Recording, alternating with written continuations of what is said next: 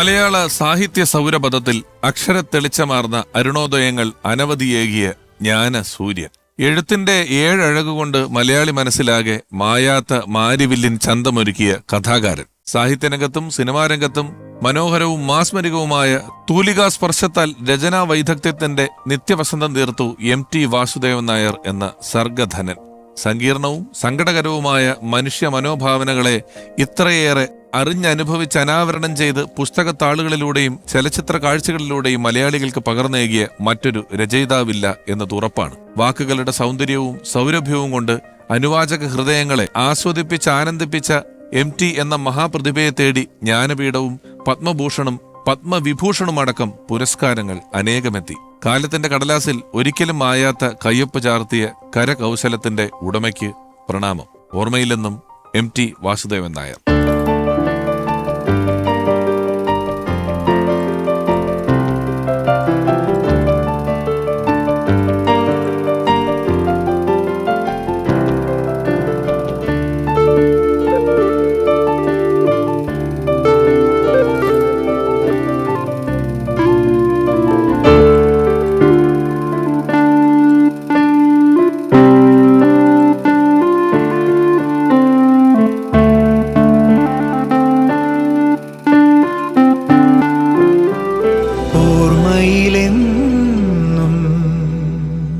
ഇന്ന് MT വാസുദേവൻ നായർ എന്ന ആ അതുല്യ പ്രതിഭയുടെ ജ്വലിക്കുന്ന ഓർമ്മകളുമായി എപ്പിസോഡിലേക്ക് ആദ്യം എത്തുന്നത് മലയാളമടക്കം നിരവധി ഭാഷകളിലെ മികച്ച പ്രകടനങ്ങളുമായി കഴിഞ്ഞ 4 പതിറ്റാണ്ടിലധികമായി സിനിമാ ലോകത്തെ നിറസാന്നിധ്യമായ ഒരു അഭിനേതാവ്.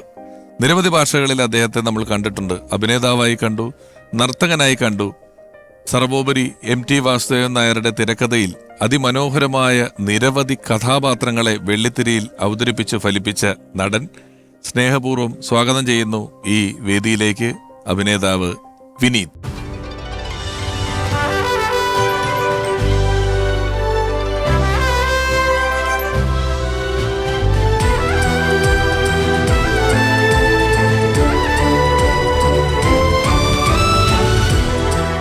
വിനീതേട്ടാ, വളരെ നന്ദി വന്നതിൽ. ഇപ്പം ഞാൻ ആമുഖത്തിൽ പറഞ്ഞതുപോലെ 8 സിനിമകളിലാണ് അദ്ദേഹത്തിന്റെ ചിത്രങ്ങൾ അഭിനയിച്ചിട്ടുള്ളത്. ഒരുപക്ഷെ വിനീതന്റെ കരിയർ ഇങ്ങനെ നമ്മുടെ അടുത്ത് പരിശോധിക്കുമ്പോൾ നാഴികക്കല്ലുകൾ പോലെ എല്ലാ ഇടവേളകളിലും അദ്ദേഹത്തിന്റെ ഗംഭീരമായിട്ടുള്ള കഥാപാത്രങ്ങൾ വിനീതനെ തേടിയെത്തിയിട്ടുണ്ട്. അതും വളരെ ചെറുപ്പത്തിൽ തന്നെ അദ്ദേഹം എഴുതിയിരുന്ന കഥയും കഥാപാത്രങ്ങളും എല്ലാം ഒരു മുതിർന്ന മനുഷ്യന്റെ വലിയ മാനസിക വ്യാപാരങ്ങളിലൂടെ പോകുന്നതായിരുന്നിരിക്കെ വളരെ കൗമാരത്തിൽ തന്നെ അത്തരത്തിലുള്ള കഥാപാത്രങ്ങളെ ചെയ്യാനുള്ള ഒരു അവസരവും കിട്ടിയിട്ടുണ്ട്. എപ്പോഴായിരുന്നു ആദ്യം കണ്ടതെന്നുള്ളത് ഓർക്കുന്നുണ്ടോ അദ്ദേഹത്തിനെ? സരസ്വതി ടീച്ചറുടെ, കലാമണ്ഡലം സരസ്വതി ടീച്ചറുടെ ശിഷ്യനാണ്. 83 മുതലായിരുന്നു എൻ്റെ ഡാൻസ് ക്ലാസ്സസ്. അപ്പോൾ ഞാൻ തലശ്ശേരിയിൽ നിന്ന് കോഴിക്കോട് എല്ലാ വീക്കെൻഡ്സിലും പോകും ക്ലാസ്സിന്. അപ്പം MT സാറിൻ്റെ ഭാര്യയാണ്. MT sir is A great മാൻ, അതൊക്കെ അറിയാമെന്ന്. പക്ഷേ അവിടെ നൃത്ത പഠനമായിരുന്നു. ടീച്ചറുമായിട്ടുള്ള വളരെ സിസ്റ്റമാറ്റിക് ആയിട്ടും ശാസ്ത്രീയമായിട്ടുമുള്ള ചിട്ടയോടുകൂടിയുള്ള പരിശീലനം നടക്കുന്ന ഒരു കാലം. അപ്പോൾ അതിൻ്റെ സീരിയസ്നെസ്സും അപ്പം അതിൻ്റെ പെർഫെക്ഷൻ ഇതൊക്കെ ആയിരുന്നു. അപ്പം അന്ന് സിനിമ ആഗ്രഹം മനസ്സിലുണ്ട്. ഏത് കൗമാരക്കാരനെ പോലെയും സിനിമയിൽ അഭിനയിക്കണം, പാട്ട് പാടണം, ഡാൻസ് എല്ലാം ഇതൊക്കെ ഉണ്ട്. പക്ഷേ എനിക്ക് തോന്നുന്നു 84 എനിക്കൊന്ന് സാറ് സജസ്റ്റ് ചെയ്തിട്ട് ഭരതേട്ടനാണ് ആദ്യം ഋഷിശൃംഗന് വേണ്ടിയിട്ട്. വൈശാലി അന്ന് ഋഷിശൃംഗൻ എന്നുള്ള പേരിലായിരുന്നു. സോ അങ്ങനെയാണ് ഒരു ഫിലിം കണക്ഷൻ. അത് കഴിഞ്ഞ് ടീച്ചർ അമ്മേനോട് പറഞ്ഞ് നക്ഷത്രങ്ങളിന് വേണ്ടിയിട്ട് വിനീതൻ്റെ കുറച്ച് പിക്ചേഴ്സ്, ഇത് ഞാൻ പിന്നെ അറിയുന്നത് ആക്ച്വലി. അപ്പം അമ്മ ഞാൻ അറിയുന്നതിന് മുമ്പേ അമ്മ കുറച്ച് ഫോട്ടോസ് കൊടുത്തിരുന്നു. സോ അങ്ങനെ ആയിരിക്കണം അദ്ദേഹം ഡിസൈഡ് ചെയ്തത്. ബിക്കോസ് ഞാൻ ഒരു ദിവസം ക്ലാസ്സിന് പോകുമ്പം ടീച്ചർ അമ്മേനെ വിളിച്ചു പറഞ്ഞു, ഒന്ന് ഹരനെ ഒന്ന് കാണണം. അപ്പോൾ ഞാൻ വിനീതനൊന്ന് വാസുവേട്ടൻ്റെ കൂടെ അയക്കും. അപ്പം അത് എന്തിനാണെന്നൊന്നും എനിക്കന്ന് അറിയില്ല. അപ്പം MT സാറിൻ്റെ കൂടെ ഞാൻ പോവാണ് ഹരൻ സാറിനെ കാണാൻ. അന്നാണ് ഹരിഹരൻ സാറിനെ ആദ്യം മീറ്റ് ചെയ്യുന്നത്. അതിന് മുമ്പ് ഒരു പ്രാവശ്യം അദ്ദേഹത്തിനെ വീട്ടിൽ കണ്ടതായിട്ട്, മറ്റേ ക്ലാസ്സിന് പോകുമ്പോൾ അങ്ങനെ അദ്ദേഹത്തിന്റെ അടുത്ത പോകുന്നെങ്കിലും നമ്മൾ കാണലൊന്നുമില്ല. ഇല്ലില്ല, വീട്ടിൽ ക്ലാസ് കഴിഞ്ഞ് ഞാൻ പോവാ. എപ്പോഴോ ഒരു പ്രാവശ്യം അദ്ദേഹം ആ സ്റ്റെയർ കേസ് ഇറങ്ങി വരുന്നത് എൻ്റെ നല്ല മെമ്മറിയിലുണ്ട്. പിന്നെ അങ്ങനെ ഒരു ഇൻറ്ററാക്ഷനും അങ്ങനെയൊന്നുമില്ലല്ലോ, because is a very senior person. So അങ്ങനെ ഒരു ബ്ലെസ്സിങ് ആയിരുന്നു അത് ആക്ച്വലി. ബിക്കോസ് ഇപ്പം MT സാർ എന്തായാലും നഗക്ഷതങ്ങളിൽ അഭിനയിക്കാൻ പോകുന്നത് ഹരിഹരൻ സാറിനെ കാണാൻ പോകുന്നത് MT സാറിന്റെ കൂടെയാണ്. അതെ. അയ്യോ, അല്ല, ആ പോക്ക് ഒരു ഭയങ്കര രസമുണ്ട്. അതായത് അന്ന് കാറ് എന്തോ പ്രശ്നമായി, ഡ്രൈവർ വന്നിട്ടില്ല, എന്തോ ഇതായിട്ട് അവിടുത്തെ ഹെൽപ്പ് ചെയ്യുന്ന ആരോ ഇപ്പോൾ ഒരു ഓട്ടോറിക്ഷ പിടിച്ച് കൊണ്ടുവന്ന് സാക്ഷാൽ MT സാറിൻ്റെ സൈഡിൽ ഇരുന്നിട്ട് ആ ഓട്ടോയിലാണ്. അന്നേരം സംസാരമൊന്നുമില്ല, പുള്ളി സൈഡിലിരിക്കുന്നുണ്ട്. നേരെ പോയി റിജൻസി ഹോട്ടൽ അവിടുത്തെ. അപ്പോൾ ഹരൻ സാറൊക്കെ റിസീവ് ചെയ്യാൻ വന്നു. അപ്പം അന്ന് ONV കുറുപ്പ് അദ്ദേഹത്തിന് സാക്ഷാൽ MT സാർ നഗക്ഷതങ്ങളുടെ കഥ നെറേറ്റ് ചെയ്യുന്ന ദിവസമായിരുന്നു.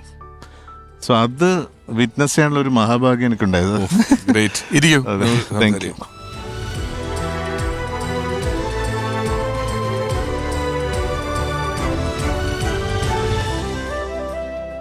ഇപ്പൊ പറഞ്ഞതുപോലെ ഹരിഹരൻ എന്നൊരു ലെജൻഡറി ഡയറക്ടറുടെ മുന്നിൽ വെച്ച് ONV എന്ന് പറയുന്ന വളരെ ലെജൻഡറി ആയിട്ടുള്ള എഴുത്തുകാരനോട് MT വാസുദേവൻ നായർ സാറ് നഗക്ഷതങ്ങളുടെ കഥ പറയുന്നത് നമ്മൾ വളരെ കൗമാരത്തിൽ നേരിട്ടിരുന്ന് കേൾക്കുകയാണ്. 15 വയസ്സിൽ 15.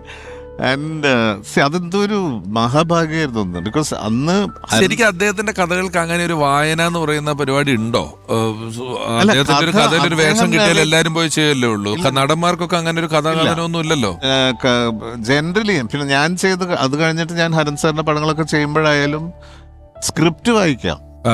ബിക്കോസ് ഇവരുടെ ഇനിഷ്യൽ ഡിസ്കഷനൊക്കെ MT സാറുമായിട്ട് ഡയറക്ടർ എല്ലാം ചെയ്ത് കഴിഞ്ഞിട്ടുണ്ടാവും. സോ അതിന്റെ ഇൻസ്ട്രക്ഷൻസ് ഒക്കെ അവിടുന്ന് വന്നിട്ടുണ്ടാവും. അങ്ങനെ സെറ്റിൽ എന്തെങ്കിലും ഒരു ക്ലാരിഫിക്കേഷൻ ഉണ്ടെങ്കിൽ ഹരൻ സാർ പറയും, അത് MTനോട് ചോദിക്കണം. സോ MT സാറിന്റെ അപ്രൂവൽ ഇല്ലാണ്ട് ഒന്നും ചെയ്യുന്നതായിട്ട് ഹരൻ സാർ എന്തെങ്കിലും ഒരു ഓൾട്ടറേഷൻ വരുത്തണമെങ്കിൽ തന്നെ ഒന്നാമത് ഓൾട്ടറേഷൻ വരുത്തേണ്ടി വരില്ല. Because everything will be on the script. അങ്ങനെ എന്തെങ്കിലും ഒരു ഇതുണ്ടെങ്കിൽ തന്നെ അത് 7ാമത്തെ വരവിന്റെ സമയത്തൊക്കെയാണ്. നാളെ ഒന്ന് MTനോട് അതിലെന്തോ ഗാഡ്ജറ്റ്സിന്റെ ഒരു ചെറിയൊരു ഇഷ്യൂ ഉണ്ടായിരുന്നു, ഈ iPadഉം ഇതും. സോ അത് MT സാറിന്റെ അപ്രൂവലിന് ശേഷം മാത്രമേ ഇവിടെ എക്സിക്യൂട്ട് ചെയ്യൂ. സോ അങ്ങനെ ഒരു ഇതായിരുന്നു. അതുകൊണ്ട് there was only script reading. We had to read. നമ്മൾ പഠിച്ച് ആ ഡയലോഗ് എല്ലാം മെമ്മറൈസ് ചെയ്യണം. അങ്ങനെ ഒരു സിസ്റ്റം ആയിരുന്നു. അല്ലാതെ MT സാർ നേരിട്ട്, ഇനി സീനിയർ ആക്ടേഴ്സിന് അദ്ദേഹം നേരിട്ട് കഥ നറേറ്റ് ചെയ്യണമെന്ന് എനിക്കല്ല. പക്ഷെ ഞങ്ങളുടെ എസ്പെഷ്യലി ഞാനൊക്കെ അപ്കമിങ് ആക്ടേഴ്സ് ആയിരുന്നു, യങ്സ്റ്റേഴ്സ്, അങ്ങനെ ഒരു ഇന്ററാക്ഷൻ. അല്ല, ഇപ്പൊ നമ്മള് പറയുന്നത് നഗക്ഷതങ്ങളെ കുറിച്ചാണല്ലോ. അതെ. അപ്പൊ എന്റെ അറിവ് തെറ്റാണ്. ഇടനിലങ്ങളായിരുന്നില്ലേ?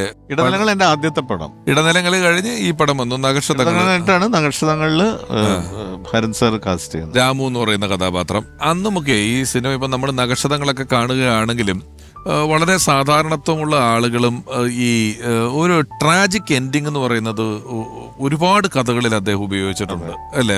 ഒരു നഷ്ടപ്രണയം അങ്ങനെയൊക്കെ ഉള്ള കാര്യങ്ങളിൽ വളരെ സ്ട്രോങ് ആയിട്ട്, ഇന്റൻസ് ആയിട്ട് ആ ഇമോഷൻ വളരെ ഇന്റൻസ് ആയിട്ടുള്ളൊരു പരിപാടിയിലാണ് അത് നിൽക്കുന്നത്. നഗക്ഷതങ്ങളുടെ അവസാനവും രാമു ട്രെയിനിന് ആത്മഹത്യ ചെയ്യുന്ന അല്ലേ. ശരിക്കും രാമുവിന് 2 ഓപ്ഷൻ ഉണ്ട്, 2 പെൺകുട്ടികളുണ്ട് ജീവിതത്തിൽ. അതിന്റെ ഒരു dilemma because he doesn't want to make them unhappy. ലക്ഷ്മിയും ഗൗരിയും ഉണ്ട്. 2 എക്സ്ട്രീമാണ്. ഒരിടത്ത് ഒരു കുറെ മെറിറ്റ് ഉണ്ട്, പക്ഷെ സംസാരിക്കില്ല അല്ലെ. ഒരിടത്ത് അത്രയും ഇതല്ല. അതൊക്കെ വളരെ മനോഹരമായി. അത് ആ ക്യാരക്ടറൈസേഷൻസ് ആയാലും ഇത് തമ്മിലുള്ള ബോണ്ടിങ്, ഇവരുടെ ഫീലിങ്സ്, ആ ഹ്യൂമൻ ഫീലിങ്സ് ആയിരുന്നു MT സാർ എലിവേറ്റ് ചെയ്യുന്നത്. അന്ന് ഇതിന്റെ പാട്ടുകളിലൊക്കെ അദ്ദേഹം ഇടപെടുന്നതായിട്ടൊക്കെ അറിയാമല്ലോ. അദ്ദേഹത്തിന് ഉറപ്പായിട്ട് സാഹിത്യമായിട്ടൊരു വലിയ ബോധ്യങ്ങളുണ്ട്. ചില പടങ്ങളിൽ പാട്ട് എഴുതിയിട്ടുണ്ട്, അതിൽ സജഷൻസ് ഒക്കെ. ഇല്ല, ഞാൻ ഇതൊക്കെ ഹരിഹരൻ സാറൊക്കെ പറഞ്ഞു കേട്ടുള്ള, ബിക്കോസ് ഞങ്ങൾക്കൊന്നും MT സാറുമായിട്ട് ഡയറക്റ്റ് ഇന്ററാക്ഷനോ ഭയഭക്തി ബഹുമാനത്തോടു കൂടി ദൂരത്ത് കാണും. അദ്ദേഹം വരുമ്പം നമസ്കരിക്കും, അനുഗ്രഹം വാങ്ങും, ഇത്രയേ ഉള്ളൂ. There is no interaction. പക്ഷെ ഹരൻ സാർ പല പല കാര്യങ്ങളും പിന്നെ ഇപ്പൊക്കെയാണ് ഹരൻ സാറൊക്കെ ഇപ്പൊ ഷെയർ ചെയ്യുന്നത്. അന്ന് നമ്മൾ ചെറിയ കുട്ടികളല്ലേ, ഇപ്പൊ ഇങ്ങനത്തെ കാര്യങ്ങളൊന്നും. സോങ്ങിന്റെ ഷോട്ട് വെച്ച് അവിടെ പോയി അദ്ദേഹം പറഞ്ഞുതരും, അത് ചെയ്യാൻ വരിക. പക്ഷെ ഡെഫിനറ്റ്ലി എല്ലാ ഡിസ്കഷനും ഷൂട്ടിങ്ങിന് മുമ്പ് തീരും എന്ന് ഹരൻ സാർ പറഞ്ഞ് ഞാൻ കേട്ടിട്ടുണ്ട്. കാരണം അതിന്റെ ഒരു എന്താ പറയുന്നത്, സാഹിത്യപരമായിട്ടുള്ള ഒരു മൂല്യമുണ്ടല്ലോ. അതെ. അതിന്റെ സംഭാഷണങ്ങളിൽ അതിലെ കഥാപാത്രങ്ങളൊക്കെ വെച്ച് പുലർത്തുന്ന ഒരു വാക്കുകൾ കൊണ്ടും അക്ഷരങ്ങൾ കൊണ്ടും അവരുടെ സംസാര ശൈലി കൊണ്ടുമൊക്കെ അവർ പുലർത്തുന്ന ഒരു സ്റ്റാൻഡേർഡ് നമുക്ക് പറയാം, അത് പാട്ടുകൾക്ക് വരുന്നുണ്ട്. കേവല മർത്യ ഭാഷ കേൾക്കാത്ത ദേവദൂതികയാണ് ഞാൻ. അതിനകത്തൊക്കെ ഒരു കഥയുമായിട്ടുള്ള ഇഴചേർന്ന് കിടക്കുന്ന, ആരെയും ഭാവഗായകനാക്കുന്നു വരുന്നതിനകത്തൊക്കെ ഉണ്ടല്ലോ. അതിനകത്തും മോനിഷയ്ക്ക് നാഷണൽ അവാർഡാണ്, ചിത്ര ചേച്ചിക്ക് നാഷണൽ അവാർഡ് കിട്ടിയിട്ടുണ്ട്. ഈ MT സാറിന് അങ്ങനെ ഒരു വലിയ മെറിറ്റ് ഉണ്ട് കേട്ടോ. അദ്ദേഹത്തിന്റെ പടങ്ങളിൽ വർക്ക് ചെയ്ത് പോകുന്ന ആളുകൾക്ക് ഈ നാഷണൽ അവാർഡ്, സ്റ്റേറ്റ് അവാർഡ് മേടിച്ചു കൊടുക്കുന്നതിന്റെ ഒരു ഏജൻസി ആയിരുന്നു. സത്യം. എത്ര MT സാർസ് ഹൗസ്, ഞാൻ ക്ലാസ്സിന് പോകുമ്പം ഇങ്ങനെ എനിക്ക് more than 25-30 state awards. Not wrong. അത് ഞാന് ആ വിഷ്വൽ എനിക്ക് ഓർമ്മയുണ്ട് രമേശ്. അതായത് ക്ലാസ് സാറിന്റെ ലിവിംഗ് റൂമിലായിരുന്നു ടീച്ചർ എടുക്കുക. അപ്പൊ ഈ അദ്ദേഹത്തിന്റെ എല്ലാ അവാർഡ്സും ഇങ്ങനെ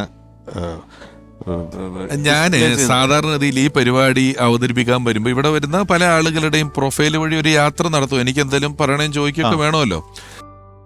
അത്രയൊക്കെ യാത്ര നടത്തി നമ്മൾ പറഞ്ഞു പോയാലും ഇതിന്റെ ഒരു ടെലികാസ്റ്റിന് ശേഷം വഴി വെച്ചോ അല്ലെങ്കിൽ കമന്റുകളിലോ മറ്റു സ്ഥലങ്ങളിൽ വെച്ചോ ആൾക്കാർ പറയും, നിങ്ങൾ അയാളെ കുറിച്ച് ഒരു എപ്പിസോഡ് ചെയ്യുമ്പോൾ തീർച്ചയായും ഇത് പറയണമായിരുന്നു, നിങ്ങൾ ഇത് ചെയ്തില്ല.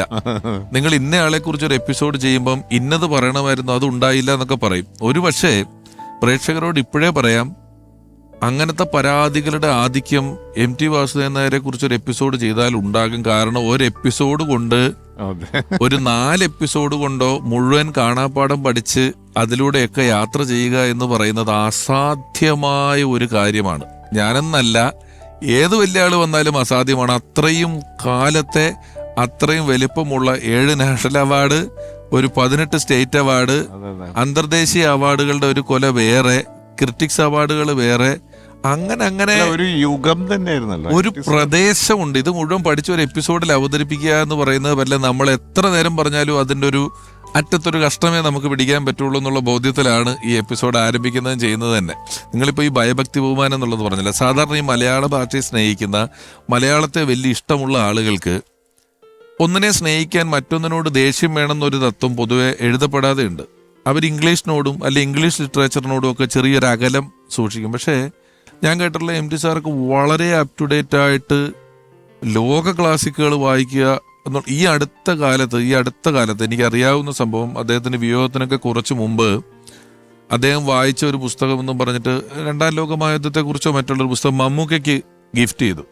അത് മമ്മൂക്കയുടെ മോള് സുറുമിയാണ് വായിച്ചത്. അപ്പോൾ സുറുമി അത് വായിച്ചിട്ട് പറഞ്ഞാൽ ഇത് ഉഗ്രം ബുക്കാണ്, വളരെ അപ്പയ്ക്ക് ഇത് എവിടെ നിന്ന് കിട്ടിയതെന്ന് ചോദിച്ചപ്പോൾ ഇത് MT സാർ തന്നതാണെന്ന് പറഞ്ഞപ്പം മമ്മൂക്ക എന്നിട്ട് പറയുകയുണ്ടായി, എൻ്റെ മകള് ഇപ്പോൾ വായിക്കാൻ ഇഷ്ടപ്പെടുന്ന ഒരു ഇംഗ്ലീഷ് ബുക്കാണ് അയാൾ ഇപ്പോൾ വായിച്ചുകൊണ്ടിരിക്കുന്നത്. ഒന്ന് അതിന്റെ ഒരു കണക്ഷൻ ആലോചിച്ച് നോക്കണം. ആ ലെവലിൽ നിൽക്കുന്ന പരിപാടികളായിരുന്നു. അതെ. ഇനി ഇപ്പോൾ ഒരു സിനിമയും കൂടെ പറയണം. നമ്മളിപ്പം വർത്തമാനകാലത്തില് ഈ റാഗിങ് എന്ന് പറയുന്നത്, കഴിഞ്ഞ കൊല്ലം ഒരു മരണം ഉണ്ടായി, ഇത്തവണ ഇത്രയും ഡിസ്കസ് ചെയ്യുന്നു. റാഗിങ് ഒക്കെ അതിന്റെ എക്സ്ട്രീമിൽ എത്തിയിട്ടുള്ള പരിപാടികൾ നടക്കുമ്പം അമൃതം ഗമയ എന്ന് പറയുന്ന ഒരു പടം ആ കാലത്ത്, അതും അതിന്റെ അതിലൂടെ ഒരു മനുഷ്യനുണ്ടാകുന്ന മാറ്റവും എന്ത് ഗംഭീരമായിട്ടാണ് ചെയ്തിട്ടുള്ളത്. മനോഹര സിനിമയായിരുന്നു. ലാലേട്ടന്റെ ക്യാരക്ടർ ആയാലും ഉണ്ണികൃഷ്ണൻ ഞാൻ ചെയ്തത് ഉണ്ണികൃഷ്ണൻ, ആ റാഗിങ് സീക്വൻസ്, റാഗിങ്ങില് പെട്ടുപോകുന്ന അത് ഒരു നൈറ്റ് കൊണ്ടാണ് ആ ഫുൾ സീക്വൻസ് ഹരിഹരൻ സാർ തോളത്ത് കയറുന്നതും അതുമല്ല. ആ ഫുൾ സീക്വൻസ് ഒറ്റ രാത്രി കൊണ്ടാണ് ഷൂട്ട് ചെയ്യുന്നത്. മദ്രാസ് YMCA എന്നാണ് എൻ്റെ ഒരു ഓർമ്മ. അതും ലാലേട്ടൻ ആ യങ് ഗെറ്റപ്പിന് വേണ്ടി അദ്ദേഹം ജിൻഡാലിൽ പോയി ഭയങ്കര ഫിസിക്കലി രൂപമാറ്റം വരുത്തിയിട്ട് ചെയ്ത ഗെറ്റപ്പാണ് അദ്ദേഹത്തിന്. അതെ, ആ സിനിമയിൽ അതായത് കോളേജ് യങ് ബോയ് ഗെറ്റപ്പിന് വേണ്ടി അദ്ദേഹം ഫിസിക്കലി ട്രാൻസ്ഫോം ചെയ്ത് വന്ന ഒരു സീക്വൻസ് ആയിരുന്നു അത്. അതെനിക്ക് നല്ല ഓർമ്മയുണ്ട്. നമ്മൾ ഷൂട്ട് ചെയ്തതും. ആൻഡ് അവിടെ എല്ലാം ഈ ക്രാഫ്റ്റ് ആണല്ലേ ഹരൻ സാർ ഈ ആക്ടേഴ്സിനെ മോൾഡ് ചെയ്തത്. അതൊരു അനുഭവം. അവരുടെ ഒരു കോമ്പിനേഷൻ അതുപോലെയായിരുന്നു. എഴുത്തും സംഭാഷണങ്ങളും ഒരു വശത്ത് വളരെയധികം ഈ നമ്മളെ ഒരു പ്രാദേശികമായി നമ്മുടെ നാട്ടുഭാഷയിൽ ഉപയോഗിക്കുന്ന പദങ്ങളൊന്നും തന്നെ ഇല്ലാതെ വടക്കം വീരാതെ പോലുള്ള സ്ക്രിപ്റ്റുകൾ എഴുതുന്നു. അതിൽ ആളുകൾ തമ്മിൽ സംസാരിക്കുന്നത് നമ്മളിവിടെ ചായ കുടിച്ചോ വെള്ളം പിടിച്ചോ എന്നുള്ള പോലത്തെ ഒരു വർത്തമാനം അതിനകത്തില്ല. വേറൊരു പ്രദേശത്ത് അത്രയും ഗ്രാമീണമായ നാട്ടുഭാഷകളുള്ള കൊളോക്കിയലായിട്ടുള്ള ഭാഷയിലുള്ള തിരക്കഥകളും എഴുതുന്നു അല്ലേ. ആ കാലത്തെ കൗമാരത്തിന്റെയും കോളേജിന്റെ ഒക്കെ കഥകളല്ലേ എഴുതിയിരുന്നത്. അല്ല, ഈവൻ സാറിന്റെ ഏത് പടത്തിലെ സംഭാഷണങ്ങൾക്കും ഒരു കവിത്വം ഉണ്ടായിരുന്നു. അതുപോലെ അത് എത്ര സാധാരണ കാഷ്വൽ ഡയലോഗ്സ് ആണെങ്കിലും അതിൽ ഭയങ്കര ഒരു സൗന്ദര്യം ഉണ്ടായിരുന്നു. ആ സൗന്ദര്യം മനസ്സിലാക്കിയിട്ട് വേണം ആക്ടർ ഡയറക്ടറെ കൊണ്ട് ഡയറക്ടർ ആക്ടേഴ്സിൽ നിന്നും ആ പെർഫോമൻസ് എടുക്കേണ്ടത്. അതുപോലെ അതിന്റെ മോഡ്യുലേഷൻ അതൊക്കെ ഹരൻ സാർ പറഞ്ഞുകൊണ്ടാണ് ഞങ്ങൾ ചെയ്തതും. എനിക്ക് കൃഷ്ണേന്ദ്രേട്ടനാണ് ഡബ് ചെയ്തത്. MT സാറിന്റെ മോസ്റ്റ് ഓഫ് മൈ ക്യാരക്ടേഴ്സ് അദ്ദേഹത്തിന്റെ വോയിസിലൂടെയാണ് ആ സംഭാഷണങ്ങൾ വരുന്നത് എന്നുള്ളത് ഞാൻ ഇന്നും നന്ദിയോടെ സ്മരിക്കും. ബിക്കോസ് ആ ക്യാരക്ടേഴ്സ് ഇന്നും ഇപ്പം പരിണയത്തിലെ മാധവനായാലും, ഏഴാമത്തെ വരവിലെ പ്രസാദ്, നക്ഷത്രങ്ങളിലെ രാമു, ആരണ്യകത്തിലെ മോഹൻ, ഇതെല്ലാം എം ടി സാറിന്റെ വളരെ ഇന്റൻസ് ആയ കഥാപാത്രങ്ങളാണ്. അതിന്റെ സംഭാഷണം മാധവൻ ഒന്നും അങ്ങനെ പറഞ്ഞു പോകേണ്ടതല്ല. ഒരു വരിയും കൂടെ പറയാനുണ്ട് അതിനെ കുറിച്ചല്ല.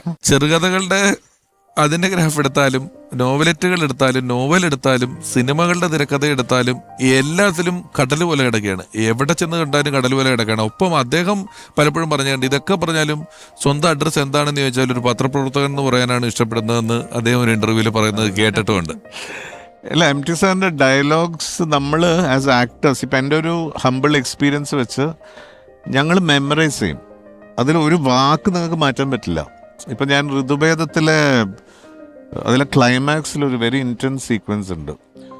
അതിൽ ഈ മൂപ്പിൽ നായർ, അതായത് തിലകേട്ടൻ ചെയ്യുന്ന മൂപ്പിൽ നായരുടെ മകളാണ് തങ്കമണി, മോനിഷ, ദേവുവും തങ്കമണിയും. അപ്പോൾ ഈ കേശുവിന് തങ്കമണിയോടൊരു ഇഷ്ടമുണ്ട്. അവിടുത്തെ ഒരു ജോലിക്കാരിയുടെ മകനാണ് ഈ കേശു. അപ്പം എല്ലാവർക്കും വേണ്ടപ്പെട്ടവനാണ്. അപ്പം അവസാനം ഈ ഓഹരി, അതിൻ്റെ ആ കഥയുടെ ഒരു അംശം പറയാം, എന്നാലേ ആ ഡയലോഗ് കണക്ട് ചെയ്യാൻ പറ്റൂ. ഈ ഓഹരി വരുമ്പം അവിടെയുള്ള മുരളിച്ചേട്ടൻ ചെയ്ത പ്രാന്തൻ അപ്പു, അയാൾക്കാണ് ഇതിൻ്റെ ഭീമമായ ഒരു ഇത് കിട്ടുന്നത്. അപ്പം ഈ മൂപ്പിൽ നായർക്ക് അത്യാഗ്രഹം കൊണ്ട് മകളെ ഇയാളെ കൊണ്ട് കല്യാണം കഴിപ്പിക്കണം. അവൾക്കൊട്ടും താല്പര്യമില്ല. മാനസിക നില ശരിയില്ലാത്ത മനുഷ്യനാണ്. എപ്പോഴും ഒരു കത്തിപ്പാരയും വെച്ച് നിധിയുണ്ടെന്ന് പറഞ്ഞിങ്ങനെ. അപ്പം അതിൻ്റെ ക്ലൈമാക്സിൽ ഈ വേണുചേട്ടൻ ചെയ്യുന്ന കൃഷ്ണനുണ്ണിയും മേനൻ സർ ചെയ്യുന്ന മാഷ്ട ക്യാരക്ടറൊക്കെ ആയിട്ട് ഈ കേശുവിനെയും കൊണ്ട് ഇവിടെ വരും, ഈ കല്യാണം നിർത്തണം എന്ന് പറഞ്ഞിട്ട്. അപ്പം മൂപ്പിൽ നായർ കോപിഷ്ഠനായിട്ട്, അപ്പം ഭ്രാന്തൻ അപ്പുവിനേക്കാൾ എത്രയോ ഭേദമാണ് കേശു എന്ന് പറയുമ്പം, നിന്നോടാരും പറഞ്ഞില്ലേടാ എന്ന് ചോദിക്കും. ആര്? തിലകേട്ടൻ. മൂപ്പിൽ നായരുടെ ഒരു ഡയലോഗുണ്ട്, ഇവരാരാ നിനക്ക് എന്ന് ചോദിക്കും. രമേശിന് ഇപ്പം ആക്ച്വലി വിഷ്വലൈസ് ചെയ്യാൻ പറ്റും തിലകേട്ടൻ്റെ ആ പെർഫോമൻസ്. നീയും എൻ്റെ മകനാണെന്ന് ആ തള്ള പറഞ്ഞല്ലേടാ ഉരുമ്പട്ടോളെന്ന് ചോദിക്കും. അപ്പൊ ഈ കേശു അതായത് എൻ്റെ സിസ്റ്ററാണ്. അതെ, ഇവ തരിച്ചു പോന്നിട്ട് അവിടെ ഒരു സംഭാഷണമുണ്ട്. അതായത് ഹെൽപ്ലെസ് ആയിട്ട് ഈ കേശു, അത് മനോഹരമായിട്ട് കൃഷ്ണേന്ദ്രേട്ടൻ ഡബ് ചെയ്തിട്ടുണ്ടാകും. ഇപ്പം ഞാനാണ് പെർഫോം ചെയ്തെങ്കിലും അവിടെയാണ് ആ ഡബിങ്ങിൻ്റെ it becomes, it makes it so soulful. Keshu പറയും, ഇല്ല ആരും പറഞ്ഞില്ല. എന്നാൽ ഞാനിപ്പോൾ പറയുന്നു, ഇനി അതിൻ്റെ ഓഹരി ചോദിക്കണം എന്ന് നിനക്കുണ്ടോടാ നായെന്ന് ചോദിക്കും മൂപ്പിൽ നായർ. അപ്പോൾ ഒരു ഡയലോഗ് ഉണ്ട് ഇവൻ്റെ, ഓഹരി ചോദിക്കാൻ വരുമോ എന്നാണ് ചോദിക്കുന്നത്. അപ്പം വരില്ല. ലുക്ക് അറ്റ് ദ റിപ്പിറ്റേഷൻ, വരില്ല അമ്മൻ, എനിക്ക് വേണ്ട, സത്യം. ഈ dialogue you cannot take a word from that. ഇത് അദ്ദേഹം ഒരു ഇന്റർവ്യൂവിൽ പറഞ്ഞിട്ടുണ്ട്, ഈ രചനയിൽ വാക്കുകൾക്കിടയിലെ വിടവുകൾ സംസാരിക്കും. അങ്ങനെ ഇപ്പൊ ഈ ഡയലോഗിലൊക്കെ എങ്ങനെയാണ് ഇതിനൊരു മുഴുവൻ ഒരു പരസ്പരം കോർത്തിട്ടില്ലാത്ത കുറെ വാക്കുകൾ അടുക്കിയിരിക്കുകയാണ്, പക്ഷെ അതിന്റെ വിടവുകൾ അതിനെ ലിങ്ക് ചെയ്യുന്നു ഇതുപോലെ. എന്നിട്ട് അതില് ഞാൻ ട്രഷർ ചെയ്യുന്നൊരു ഡയലോഗ് ഇത്, അതാണ് I am just telling you this. അത് കഴിഞ്ഞിട്ട് എം ടി സാർ എഴുതിയിട്ടുണ്ട്, പറയാമായിരുന്നു അടുക്കള മുറ്റത്ത് എച്ചിലിന് വരുമ്പോൾ എപ്പോഴെങ്കിലും ഒന്ന് പറയാമായിരുന്നു, ആർക്കെങ്കിലും, എന്നോടായിട്ടെങ്കിലും പറഞ്ഞില്ലല്ലോ ഏമാൻ. എന്നിട്ട് ഇവൻ കാല് തൊടാൻ പോകുമ്പോൾ ഈ മൂപ്പനായർ ഇവനെ ചവിട്ടി ഇതാക്കും, മാറ്റുന്നുണ്ടോ ഇവനെ എടുത്ത് കൊണ്ടുപോകപ്പെടുന്നെന്ന് പറയുമ്പം ഇവൻ ഈ മൂപ്പിലായർ നോക്കിയിട്ട് പറയും, പെങ്ങളറിയാതെ മോഹിക്കാൻ ഇടവരുത്തിയല്ലോ ഏമാൻ എന്ന് പറഞ്ഞിട്ടാണ് ഈ കത്തിപ്പാരെടുത്തിട്ട് ഇയാൾ അടിച്ച് കൊല്ലുന്നത്. കൊന്നു കഴിഞ്ഞിട്ട് ഇവൻ പറയും, കാവടിയാട്ടക്കാരൻ ശങ്കരനാണ് എൻ്റെ തന്ത, ഇനിയൊരു തന്ത കൂടി വേണ്ട താഴത്തെ വെളുപ്പിൽ കേശവന്. This is the last dialogue. So ഞാൻ ഇന്നും ആ dialogue, look at the power of that writing, അതിൻ്റെ ദറ്റ് ഭാഷയുടെ ഭംഗി, how it has to be executed. And as actors സമയത്ത് അതെ ആസ് ആക്ടേഴ്സ് ഞങ്ങൾക്കതൊരു വലിയ പഠനാനുഭവമായിരുന്നു, എനിക്ക് എസ്പെഷ്യലി. ബിക്കോസ് ഓരോ പടത്തിലും ഇത്തരം കഥാപാത്രങ്ങൾ ചെയ്യുന്നതോടുകൂടി എന്താണ് അതിൻ്റെ ഒരു ഡയമെൻഷൻ, അതിൻ്റെ how you have to. Hariharan സാറിന്റെ ഒരു ഗൈഡൻസ് കൊണ്ടാണ് ഇതൊക്കെ. അല്ലെങ്കിൽ ഇപ്പം ഞാൻ ചെയ്തതിൽ 5 പടങ്ങളും ഹരിഹരൻ സാർ ഡയറക്ട് ചെയ്തതാണ്. പ്രതാപോത്തൻ ഋതുഭേദം, പ്രതാപോത്തനാണ്. ശശിയേട്ടൻ ഇടനിലങ്ങൾ, രഞ്ജിത്തേട്ടൻ കടുകന്നാവ്. ഈ അവസരത്തിൽ ഒരാളെ കൂടെ ഇങ്ങോട്ട് ക്ഷണിക്കുകയാണ്. നർത്തകിയാണ്, ചലച്ചിത്ര നിർമ്മാണ മേഖലകളിൽ ഇപ്പോൾ സജീവമായിക്കൊണ്ടിരിക്കുന്നു. പക്ഷേ ഈ 2 വിശേഷണങ്ങൾക്കുമൊക്കെ അപ്പുറം ഇന്ന് എം ടി വാസുദേവൻ നായർ എന്ന ആ അതുല്യനായ എഴുത്തുകാരൻ ഇവിടെ സ്മരിക്കപ്പെടുമ്പോൾ എത്തേണ്ട ഒരാൾ തന്നെയാണ്. വളരെ സ്നേഹത്തോടെ ബഹുമാനത്തോടെ പ്രിയപ്പെട്ട MT സാറിൻ്റെ മകൾ അശ്വതിയെ സ്വാഗതം ചെയ്യുന്നു. അശ്വതി.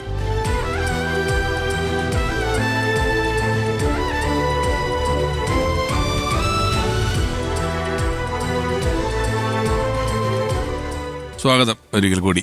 Thank you. അച്ഛൻ്റെ ഒരു ഈ എഴുത്ത് മേഖലയിൽ അല്ലെങ്കിൽ സാമൂഹികമായിട്ട് അദ്ദേഹത്തിന്റെ ഒരു വലുപ്പം, എത്ര വലിയ ആളാണ് അച്ഛൻ എന്നുള്ളത് ഏതാണ്ട് ഒരു ഏത് പ്രായത്തിലായിരിക്കും മനസ്സിലായി തുടങ്ങിയത്?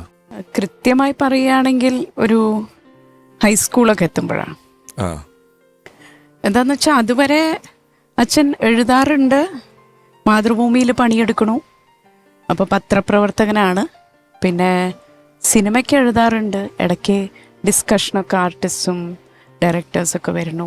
അപ്പോൾ അത്രേ എനിക്ക് അറിയുള്ളൂ. പക്ഷേ ഈ 8ാം ക്ലാസ്സിൽ അച്ഛൻ എഴുതിയ ഒരു പാഠഭാഗം നമുക്ക് പഠിക്കാനുണ്ട്. അത് പഠിക്കുമ്പോഴാണ് ശരിക്ക് ക്ലാസ്സിൽ ടീച്ചർമാർ നമ്മളെ നോക്കും, കൂടെ പഠിക്കുന്ന കുട്ടികൾ നമ്മളെ നോക്കും.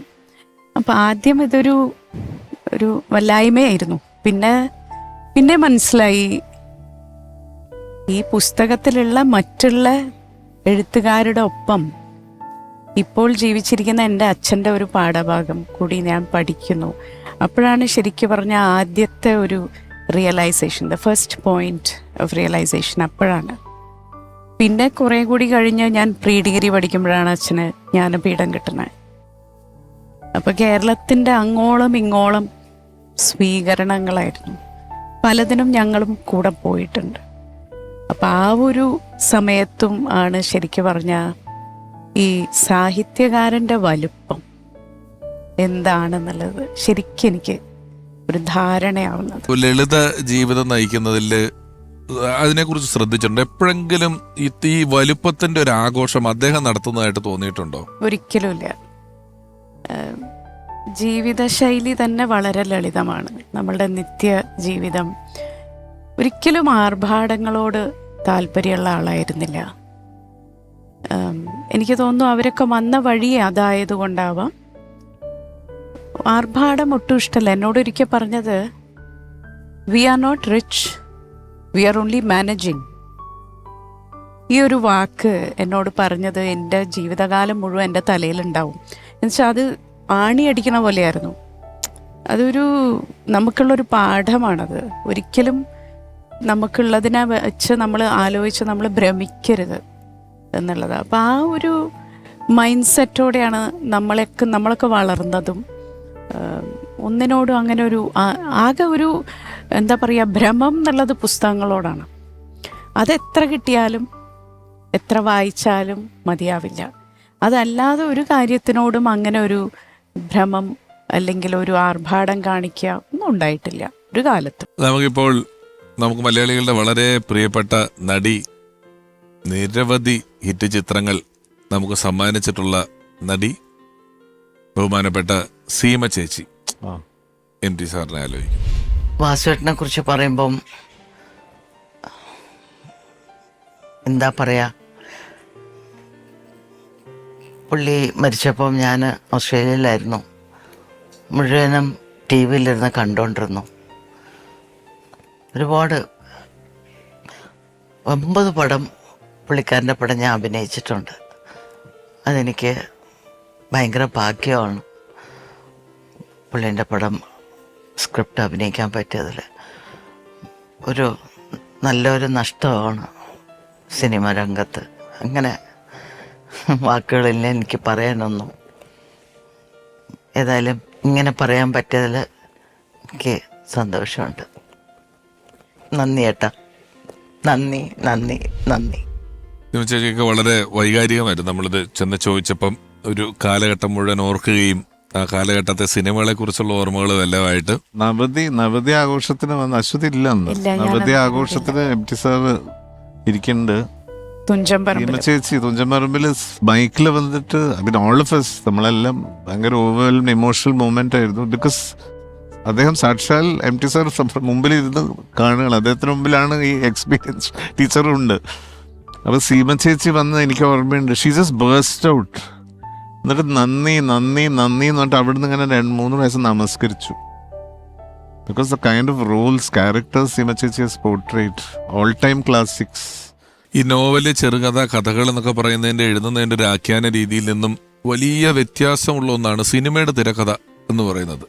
സിനിമയുടെ തിരക്കഥ അതിനെ സീനായിട്ട് ഡിവൈഡ് ചെയ്യുകയും സീനിൽ ഒരുപാട് കാര്യങ്ങൾ, അതിൻ്റെ ഒരു ദൃശ്യഭാഷ എഴുതേണ്ട ഉത്തരവാദിത്വം എപ്പോഴും തിരക്കഥാകൃത്തിനും കൂടിയിട്ടുള്ളതാണ്. ഈ തിരക്കഥയിലോട്ട് സ്വിച്ച് ചെയ്ത അത് എന്തെങ്കിലും ഒരു ഫ്രിക്ഷൻ അദ്ദേഹം അനുഭവിച്ചിട്ടുണ്ടോ? ഈ ഒരു മാറ്റത്തിന് നിങ്ങൾ സിനിമയിൽ അഭിനയിച്ചിട്ടുണ്ടല്ലോ. ഇല്ല, ഞാൻ ടീച്ചർ പറയുന്നത് കേട്ടിട്ടുണ്ട്. സാറ് ഏർലി മോർണിംഗ് ആണ് എഴുതാന്ന് ഒരു പ്രാവശ്യം ടീച്ചർ. ഇതൊക്കെ ഞങ്ങൾക്ക് ടീച്ചറിലൂടെയും ഹരിഹരൻ സാറിലൂടെയൊക്കെയാണ് MT സാറിന്റെ ലൈക്ക്. ഹരിഹരൻ സാർ ഇന്ന് വരാൻ നേറ്റിരുന്നതാണ്, പക്ഷെ ചില സാങ്കേതികമായ കാരണങ്ങൾ കൊണ്ട് അദ്ദേഹം എത്താൻ പറ്റിയില്ല. കുറെ കാര്യങ്ങൾ ഇത് ചോദിക്കായിരുന്നു. ആക്ച്വലി വളരെ വിമുഖതയോട് കൂടിയിട്ടാണ് അച്ഛൻ സിനിമ ആദ്യം എഴുതുന്നത്. അത് ശോഭന പരമേശ്വരൻ നായർ നിർമ്മാതാവ്. പരമോങ്കള് നിർബന്ധിച്ചത് കൊണ്ടാണ് മുറപ്പെണ്ണ് ആദ്യം എഴുതുന്നത്. 63 മറ്റാണ്. താല്പര്യമില്ല. ഞാൻ എഴുതിയാൽ ശരിയാവില്ല എന്നൊക്കെയാണ് അത്ര ആദ്യം പറഞ്ഞത്. പിന്നെ പരമോങ്കള് നിർബന്ധിച്ചത് കൊണ്ട് എഴുതി കൊടുത്തു. പിന്നെ അത് വളരെ സക്സസ്ഫുൾ ആയി. പിന്നെ അതിനുശേഷം ഇങ്ങനെ വരാൻ തുടങ്ങി. അപ്പോൾ ആദ്യം വളരെ റിലക്റ്റൻ്റ് ആയിട്ടാണ് ആ മീഡിയത്തിലേക്ക് അച്ഛൻ കിടക്കുന്നതെന്നാണ് ഞാൻ മനസ്സിലാക്കിയിട്ടുള്ളത്. പക്ഷെ പിന്നീട് അത് എക്സ്പ്ലോർ ചെയ്യാൻ തുടങ്ങിയപ്പോൾ I think he started to enjoy it. പിന്നെ അഡാപ്റ്റേഷൻസ് എങ്ങനെ ചെയ്യണം എന്നുള്ളതിനെക്കുറിച്ചൊക്കെ നല്ല ഇപ്പോൾ ഉത്തരം എന്ന സിനിമ റിബേക്കയുടെ അഡാപ്റ്റേഷനാണ്. പക്ഷെ അത് ശരിക്കും അത് എങ്ങനെ വേറൊരു ഭാഷ, വേറൊരു സംസ്കാരത്തിലേക്ക് അതിനെങ്ങനെ മാറ്റുന്നു എന്നുള്ളതിന്റെ ഒരു ഏറ്റവും വലിയ ഒരു ക്രാഫ്റ്റ് ഉണ്ടായിരുന്നു. അതുമല്ല, അദ്ദേഹം ഈ ചെറുകഥകളായി അദ്ദേഹം തന്നെ എഴുതിയിട്ടുള്ള കഥകളെ പിന്നീട് സിനിമയാക്കുന്നുണ്ട്. ഇപ്പൊ ഈവൻ മുറപ്പെണ്ണ് പോലും സ്നേഹത്തിന്റെ മുഖങ്ങൾ എന്ന് പറയുന്ന ആണ്. പൊരുളില്ലാത്ത കിനാവ് എന്ന് പറയുന്നതായിരുന്നു പകൽ കിനാവ് എന്ന് പറയുന്നത്. പള്ളിവാളും കാൽച്ചിലമ്പ് എന്ന് പറയുന്ന ഒരു കഥയാണ് നിർമ്മാല്യം സംവിധാനം ചെയ്തു. അപ്പൊ വളരെ കുറച്ച് സിനിമ എഴുതി കഴിഞ്ഞപ്പോൾ തന്നെ സംവിധാനത്തിലേക്ക് വരികയാണ്. അതൊരു ഭയങ്കര ധൈര്യമാണ്. ആ സമയത്ത് സിനിമയുടെ ടെക്നിക്കാലിറ്റീസ് മനസ്സിലാക്കണമെങ്കിൽ ഒരു 10 പടത്തിനെങ്കിലും അസിസ്റ്റന്റ് ആയിട്ട് നിന്നും ചീത്ത കേട്ടും വഴക്കേട്ടും ഒക്കെ ഒരാൾ വരേണ്ടടുത്താണ് അദ്ദേഹം നേരിട്ട് സംവിധാനത്തിലേക്ക് വരുന്നത്. അതാണെങ്കിൽ വലിയ വിപ്ലവമായേക്കാവുന്ന ഒരു വിഷയം എടുത്ത് സിനിമയാക്കിയിട്ടാണ് നിർമ്മാല്യം പോലൊരു സിനിമ എന്ന് സംവിധാനം ചെയ്യുന്നത് അല്ലേ? അത് അതിന്റെ നിർമ്മാണവും കൂടി അച്ഛനായിരുന്നു. അപ്പോ നോവൽ ഫിലിംസ്. അതെ. അപ്പൊ അതിനെക്കുറിച്ച് പറഞ്ഞു കേട്ടിട്ടുള്ളത് പണം ഇടയ്ക്കിടയ്ക്ക് ഇല്ലാതെയാവും. അപ്പം ആ സമയത്ത് അച്ഛന് വളരെ വേണ്ടപ്പെട്ട കോഴിക്കോട്ടെ സുഹൃത്തുക്കളെ വിളിക്കും. അപ്പം അവരാരെങ്കിലും ഇത്തിരി പണം കൊടുത്തയക്കും. അങ്ങനെയൊക്കെയാണ് അതിൻ്റെ ഷെഡ്യൂളൊക്കെ പൂർത്തിയാക്കിയത്. പിന്നെ കറണ്ട് കിട്ടാനില്ല. അന്ന് ജനറേറ്ററൊന്നും വാങ്ങാനുള്ള പണമില്ല. അപ്പോൾ അത് കൃഷിക്കാർ ഉപയോഗിച്ച് കഴിഞ്ഞിട്ട് സന്ധ്യയ്ക്ക് ശേഷം ആ ലൈനിൽ നിന്ന് കറണ്ട് വലിച്ചിട്ടാണ് പലതും ഷൂട്ട് ചെയ്യുക. അങ്ങനെയൊക്കെ ഒരുപാട് കഷ്ടപ്പെട്ടിട്ടുണ്ടെന്ന് അച്ഛൻ പറഞ്ഞു കേട്ടിട്ടുണ്ട്. നമുക്കിപ്പോൾ MT സാറിനെ കുറിച്ച് നമുക്ക് വളരെ പ്രിയപ്പെട്ട ഒരുപാട് ചിത്രങ്ങൾ, സൂപ്പർ ഹിറ്റുകൾ മലയാളിക്ക് സമ്മാനിച്ചിട്ടുള്ള സംവിധായകൻ CB മലയിൽ സാർ ഓർക്കുന്നു. എൻ്റെ തലമുറയിൽപ്പെട്ട മലയാളത്തിലെ സംവിധായകരുടെയൊക്കെ വലിയ ആഗ്രഹങ്ങളൊന്നായിരുന്നു MT സാറിൻ്റെ തിരക്കഥയിലൊരു സിനിമ ചെയ്യുക എന്നുള്ളത്. അപ്രതീക്ഷിതമായിട്ട് ആ ഭാഗ്യം യാഥാർത്ഥ്യമായിട്ട് എൻ്റെ മുന്നിലേക്ക് എത്തി. മലയാളത്തിലെ അല്ലെങ്കിൽ വിശ്വസാഹിത്യകാരനെന്ന് തന്നെ നമുക്ക് വിളിക്കാവുന്ന MT സാർ അദ്ദേഹത്തിൻ്റെ തൂലിക എൻ്റെ ഒരു ചിത്രത്തിനായി ചലിപ്പിക്കുന്നു എന്നുള്ളൊരു അപൂർവമായ ഭാഗ്യമാണ് എൻ്റെ മുന്നിലേക്ക് എത്തിയത്. ആ തിരക്കഥ എഴുതി പൂർത്തിയാക്കി ഒരു മേശയ്ക്ക് 20 റൂം ഇരുന്ന് അദ്ദേഹം തന്നെ എനിക്കത് വായിച്ചു തന്ന് എൻ്റെ അഭിപ്രായങ്ങളെ, സംശയങ്ങളെ എല്ലാം ഉൾക്കൊള്ളിച്ചുകൊണ്ട് അത് പൂർത്തീകരിച്ച് എൻ്റെ കയ്യിലേക്ക് ഏൽപ്പിക്കുമ്പോൾ എനിക്കുള്ള ഉത്തരവാദിത്വത്തെക്കുറിച്ച് നല്ല ബോധ്യം എനിക്കുണ്ടായിരുന്നു. അതുകൊണ്ട് തന്നെയാണ് ഏറ്റവും ശ്രദ്ധയോടെ, ജാഗ്രതയോടെ, ഭയത്തോടെ തന്നെയാണ് ഞാൻ ആ തിരക്കഥയെ സമീപിച്ചത്. എൻ്റെ ചലച്ചിത്ര ജീവിതത്തിലെ ഏറ്റവും മികച്ച സിനിമയായി സതയത്തെ ഞാൻ വിലയിരുത്തുന്നു. സതയം മോഹൻലാലിൻ്റെ അഭിനയ ജീവിതത്തിലെ ഏറ്റവും പ്രധാനപ്പെട്ട ചിത്രങ്ങളുടെ പട്ടികയിൽപ്പെടും എന്നും എനിക്ക് ഉറപ്പുണ്ട്. ആ സിനിമയുടെ ആദ്യ പ്രദർശനം, അതിൻ്റെ എഡിറ്റഡ് വേർഷൻ കണ്ട ശേഷം തിയേറ്ററിൽ നിന്ന് പുറത്തേക്ക് വന്നിട്ട് എൻ്റെ തോളിൽ പിടിച്ച് അദ്ദേഹത്തിൻ്റെ സ്വതസിദ്ധമായ ഇടത്തെ ചുണ്ടിൻ്റെ കോണിൽ വിരിയുന്ന ആ ചിരി തന്നെയാണ് എനിക്ക് ലഭിച്ച ഏറ്റവും വലിയ പുരസ്കാരമായിട്ടും ഞാൻ കരുതുന്നത്. ആ സ്നേഹവാത്സല്യങ്ങളെ ആവോളം അടുത്തു നിന്നും അകലെ നിന്നും ആസ്വദിക്കാനുള്ള മഹാഭാഗ്യവും എനിക്കുണ്ടായി. ഒരു വ്യക്തി എന്ന നിലയിൽ, ഒരു ചലച്ചിത്ര സംവിധായകൻ എന്ന നിലയിൽ എൻ്റെ ഏറ്റവും വലിയ ഭാഗ്യങ്ങളൊന്നാണ് അദ്ദേഹത്തിൻ്റെ തിരക്കഥയ്ക്ക് ദൃശ്യഭാഷ്യം നൽകാൻ സാധിച്ചു എന്നുള്ളത്. സദയവും ഒരു ചെറുകഥയായിരുന്നു അദ്ദേഹത്തിൻ്റെ തന്നെ.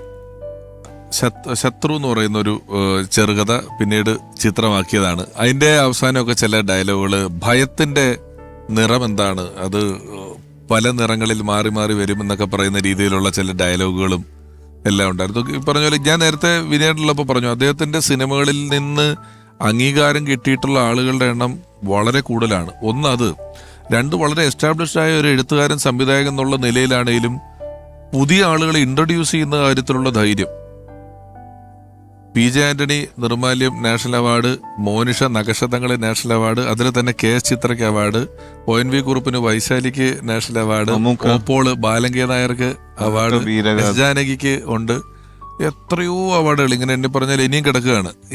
പിന്നെ ഞാൻ ആ തുടക്കകാലം പറഞ്ഞെന്നുള്ളൂ, പിന്നെ എണ്ണിയാലുണ്ട്. പിന്നെ ഇപ്പം ജാനകി കുട്ടി എടുത്താലും പുതിയ അഭിനേതാക്കള് എത്രയോ സിനിമകളിൽ വരാൻ പറ്റിയിട്ടുണ്ട്. ഒടുവിൽ രണ്ടാമത് നീലത്താമര വന്നപ്പോൾ പോലും കൈലേഷ് വർച്ചനകവി ഉൾപ്പെടെ പുതിയ ആളുകൾക്ക് ആ കഥയിൽ വരാൻ പറ്റുന്ന ഒരു നോട്ട് ജസ്റ്റ് അവാർഡ്, ആ പഠനാനുഭവമാണ്. It's a learning experience. ഒരു ആക്ടറിന് ഫൗണ്ടേഷൻ എന്ന് പറയുന്നത് ഇറ്റ്സ് വെരി ഇമ്പോർട്ടൻറ്റ്. അത് മഹാരഥന്മാരുടെ കീഴിൽ അഭ്യസിച്ച് കിട്ടുക എന്നുള്ളത് വലിയൊരു ബ്ലെസ്സിങ് ആണ്. ഞാൻ ഇന്നിവിടെ ഒരു ആർട്ടിസ്റ്റായിട്ട് ഇരിക്കുന്നുണ്ടെങ്കിൽ ഇറ്റ്സ് ബിക്കോസ് ഓഫ് ഹരിയാനൻ സാർ, MT സാറിൻ്റെ ക്യാരക്ടേഴ്സ് ചെയ്തതുകൊണ്ട് എനിക്ക് ഇന്നും ഒരു കഥാപാത്രം വന്നാൽ നമുക്ക് കോൺഫിഡൻസോടുകൂടി അതിനെ ധൈര്യത്തോടുകൂടി അപ്രോച്ച് ചെയ്യാനുള്ള ഒരു ആത്മവിശ്വാസം തരുന്നത് ഈ ഫൗണ്ടേഷൻ. ഒരു ഓതർ ബാക്കപ്പ് എന്ന് പറയുന്നത് വലിയ കാര്യമാണ്. ഒരു കളരിയാണത്. അഭിനേതാക്കൾക്ക് സംഭാഷണങ്ങളായാലും അഭിനയത്തിൻ്റെ മീറ്റേഴ്സ് എന്തൊക്കെയാണ്, അതിൻ്റെ ടൈമിങ്, ഈ പറഞ്ഞ പോലെ സൈലൻസ് പറഞ്ഞില്ലേ, അതെങ്ങനെ എക്സ്പ്ലോർ ചെയ്യണം, എങ്ങനെ കൊണ്ടുവരണം എന്നുള്ളതൊക്കെ ഇതിലൂടെ പഠിക്കും. സുകുമാരൻ, രവിമേനോൻ, സുബർണ, വൈശാലിയിലൊക്കെ ഉള്ള രണ്ടുപേരും പുതിയതാണ്. കൽപ്പന ചേച്ചി മഞ്ഞെന്ന് പറയുന്ന പടത്തിൽ വരുന്നത്, കടവ് എന്ന് പറയുന്ന പടത്തിൽ സന്തോഷ് ആന്റണി എന്ന് പറയുന്ന ഒരു ചെക്കൻ അന്ന് അഭിനയിച്ചിരുന്നത്. ഇവരെല്ലാം പുതിയ ആൾക്കാരെ വെച്ചിട്ട് എനിക്ക് തോന്നുന്നു ഒരു പക്ഷേ അദ്ദേഹം കഥാപാത്രത്തെ എഴുതി കഴിഞ്ഞ ശേഷം നിലവിലുള്ള അഭിനേതാക്കളുടെ ആരുടെ മുഖമായിട്ടും അത് സിങ്ക് ആകുന്നില്ലെങ്കിൽ നേരിട്ട് അതിന് ഏറ്റവും ആപ്റ്റായിട്ടുള്ള ഒരാളെ പിടിച്ചെടുക്കുകയാണ്. നീലത്താമര എന്ന ചിത്രം രണ്ടാമത് വന്നപ്പോൾ പുതുതലമുറയിൽ ഒരാൾക്ക് ഭാഗ്യമുണ്ടായത് അതിലഭിനയിക്കാൻ കൈലാഷിനാണ്. കൈലാഷ് ഇപ്പോൾ MT സാറിന് ഓർക്കുന്നു. നീലത്താമര എന്ന് പറയുന്ന സിനിമയ്ക്ക് വേണ്ടിയിട്ടുള്ള ഓഡീഷന് വേണ്ടിയിട്ട് ആദ്യം അതിൻ്റെ സംവിധായകൻ ശ്രീ ലാൽ ജോസ് അദ്ദേഹത്തെ കാണുകയും അദ്ദേഹം ഷോർട്ട് ലിസ്റ്റ് ചെയ്ത കുറച്ച് ആൾക്കാരാണ് കോഴിക്കോട് പോയിട്ട് MT സാറിനെ കാണുന്നത്. അങ്ങനെ കോഴിക്കോട്ടേക്കുള്ള എൻ്റെ ഒരു യാത്ര, എൻ്റെ ജീവിതം മാറ്റിമറിച്ചൊരു യാത്രയെ ഞാൻ പല സ്ഥലത്തും പറഞ്ഞിട്ടുള്ളതാണ്. ലാൽ ജോസ് സാർ MT സാറിൻ്റെ മുറിയിലേക്ക് എന്നെ കയറ്റിക്കൊണ്ട് ചെല്ലുമ്പോൾ ഒരു വലിയ അദ്ദേഹം എഴുതുന്ന ഒരു പലക പോലൊരു സംഭവമുണ്ട്. അതിലിരുന്ന് അദ്ദേഹം എന്തോ എഴുതിക്കൊണ്ടിരിക്കുകയാണ്. അപ്പോൾ എൻ്റെ അടുത്ത് സൈഡിലുള്ള കട്ടിലേക്ക് ഇരിക്കാൻ പറഞ്ഞു. അതൊരു ഹോട്ടൽ മുറിയാണ്. അങ്ങനെ ഇരിക്കാൻ പറഞ്ഞതിന് ശേഷം ലാൽജു സാർ പുറത്തേക്ക് പോയി. അപ്പോൾ അദ്ദേഹം എന്തോ ഒന്ന് കുറച്ച് സമയം, ഏതാണ്ട് ഒരു മിനിറ്റോളമുള്ള സമയം എഴുതി തീർത്തത് ഞാൻ കാണാൻ പറ്റി. പലപ്പോഴും MT സാറിനെ കുറിച്ച് നമ്മൾ കേട്ടിട്ടുള്ള അദ്ദേഹം തീരെ സംസാരിക്കാത്ത ആളാണ്, തീരെ വളരെ കുറച്ച് വാക്കുകൾ ഉപയോഗിക്കുന്ന ഒരാളാണെന്നുള്ളതാണ്. അദ്ദേഹമായിട്ട് പല സമയത്തും അടുത്ത് ഇടപെടാനുള്ള ഒരു സാഹചര്യം ഉണ്ടായിട്ടുണ്ട്. അദ്ദേഹത്തിൻ്റെ 2 കഥാപാത്രങ്ങൾ, നീലത്താമരയിലെ ഹരിദാസനും അദ്ദേഹം ഇപ്പോൾ അവസാനം ചെയ്ത മനോരഥങ്ങൾ എന്ന സീരീസിൽ ജയരാജ് സാറിൻ്റെ സംവിധാനം ചെയ്ത സ്വർഗം തുറക്കുന്ന സമയത്തിലെ അച്ചു, 2 കഥാപാത്രങ്ങൾക്ക് പെർഫോം ചെയ്യാനുള്ള ഒരു വലിയ അവസരവും ദൈവാധീനവും എനിക്കുണ്ടായി എന്നുള്ളത് എന്നും എൻ്റെ ജീവിതത്തിലെ വളരെ അഭിമാനകരമായ നിമിഷമാണ്. അദ്ദേഹത്തിൻ്റെ അടുത്ത് അല്പം ഇടപെടാൻ, അദ്ദേഹത്തിൻ്റെ മുമ്പിൽ പോയി നിന്ന് ഒരുപക്ഷെ എൻ്റെ സിനിമാ ജീവിതം തുടങ്ങുന്ന നിമിഷം മുതൽ ഞാൻ ആരാണെന്ന് പരിചയപ്പെടുത്തേണ്ട ഒരു സാഹചര്യം എനിക്ക് വന്നില്ല. അല്ലെങ്കിൽ അദ്ദേഹത്തിൻ്റെ കണ്ണുകൾക്ക് എന്നെ അറിയാമായിരുന്നു എന്നുള്ളത് ഒരു വലിയ അനുഗ്രഹവുമായി ഞാൻ കരുതുന്നു. പരിണയത്തിൻ്റെ ക്ലൈമാക്സ് ഉണ്ട്. ഞാൻ ആരോട് വേണമെങ്കിൽ ഈ കുട്ടി എൻ്റെ ആണെന്ന്, അതായത് മാധവൻ്റെ അതൊക്കെ ഇന്നും അത് കാണുമ്പോൾ ഞാൻ ഇതിനൊക്കെ മനോജ് കെ ചെയ്യാനും ഞങ്ങൾ പറയുന്നത് how blessed we are like to be a part of this. And അത് ഇന്ന് അന്ന് ഓഫ് കോഴ്സ് ആ ടെൻഷനും ഡയലോഗ് പിടിക്കലും ആ മോഡുലേഷൻ ആരൻ സാർ എങ്ങനെ പറഞ്ഞു തരുന്നു അതായിരുന്നു അന്നത്തെ ഒരു ഇത്. Even though we use to analyse it. ആ പ്രായമൊക്കെ ആകുമ്പോഴത്തേക്ക് അതിൻ്റെ ഒരു പക്വത വന്നിരുന്നു. പക്ഷേ ഇന്ന് വെൻ യു വാച്ച് ഇറ്റ് അതിൻ്റെ ഒരു ഇറ്റ്സ് എ ട്രഷർ ആക്ച്വലി. അവിടെ ക്ലാസിക് ആൻഡ് അത് ക്രാഫ്റ്റ് ഹരൻ സാറിൻ്റെ അച്ഛൻ നാളെ കുട്ടി അച്ഛൻ ആരാണെന്ന് ചോദിച്ചാൽ പറയാം നളനോ അല്ല അങ്ങനെ അത് അല്ല ഇവൻ വന്ന് പറയും ആദ്യം ഉണ്ണി നമ്പൂതിരിയോട് എനിക്ക് മാപ്പ് പറയണം, പിന്നെ കുട്ടിയുടെ അച്ഛനെ ഞാനാണെന്ന് എവിടെ വേണമെങ്കിലും വിളിച്ച് പറയാന്ന് പറയുമ്പം ഈ ഉണ്ണിമായ വന്നിട്ട് മാധവനെ നോക്കൂല. ഷീ സ്റ്റാൻഡിങ് തന്നെ ദ ഡോർ. അല്ല അവിടെയാണ് പവർ ഓഫ് ഫീമെയിൽ. ഭാഗ്യലക്ഷ്മി ചേച്ചി പറഞ്ഞു 3 തവണ മാറ്റി ഡബ്ബിച്ചിട്ടുണ്ട് ആ സിനിമ മൊത്തത്തില് ആദ്യം ഡബ് ചെയ്തു, അച്ഛൻ കണ്ടു, പോരാന്ന് പറഞ്ഞു, രണ്ടാമതൊന്ന് ചെയ്തു, അത് കഴിഞ്ഞിട്ടും പോരാന്ന് പറഞ്ഞ് ഹരൻ സാർ വിളിച്ചപ്പോൾ അയ്യോ സാർ ഞാനിത് ചെയ്താൽ ശരിയാവും. ഇല്ല, MT സാർ ചില സ്പെസിഫിക് ആയിട്ട് ചില ഇൻസ്ട്രക്ഷൻസ് തന്നിട്ടുണ്ട്. പ്രത്യേകിച്ച് ക്ലൈമാക്സിൽ ഒരു വികാരവും ഇല്ലാതെ പറയണം, അതിൽ ഒരു മെലോ ഡ്രാമ വേണ്ട, ഒരു ഡ്രാമയും വേണ്ട, വളരെ പ്ലെയിൻ ആയിട്ട് പറയണം എന്ന് പറയുന്നത് 3rd ടൈം ഡബ് ചെയ്തതിന് ശേഷമാണ് അത്രേ അച്ഛനത് തൃപ്തിയായത്. അതൊരു വികാരം ഇല്ലാതെ പറയുന്നിടത്താണ് ഇതിന്റെ ഇതങ്ങ് എലിവേറ്റ് ചെയ്തിട്ട് ഭീമനാന്ന് പറയാം, അല്ലെങ്കിൽ ഇതെന്ന് പറയാം. അല്ല വികാരം ഇല്ലെങ്കിലും പവറുണ്ട്. ആ ദേഷ്യം ഉള്ളില് ആ കുട്ടിക്ക് അച്ഛനില്ല. സ്റ്റേറ്റ്മെന്റ് ആണ്, ആ കുട്ടിക്ക് അച്ഛനില്ല.